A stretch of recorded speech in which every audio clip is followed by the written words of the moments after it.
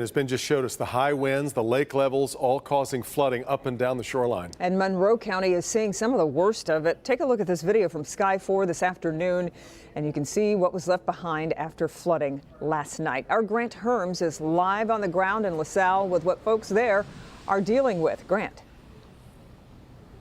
Well, Kimberly, the winds hadn't really let up all day until just a few minutes ago, but those waves are still breaking here along the walls of these homes here in LaSalle. And while folks say that they're starting to dry out just a little bit, they are preparing for more incoming water.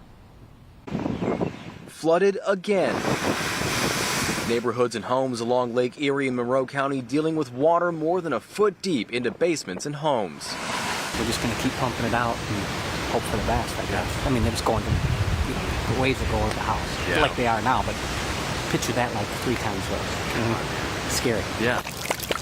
Chris Beeka and his neighbors have been dealing with flooding for years. Their homes are a little older than most on the block, which means they see some of the worst of the flooding. But ours has never been raised, so we never had any extra dirt, so we're a little close. Right. How old is the house? 1910. Wow. Yeah. Fun. Very fun. What can you say? The winds and flooding at one point were so bad it interrupted the mail and forced the Coast Guard to rescue at least one person who went out on the water on Monday.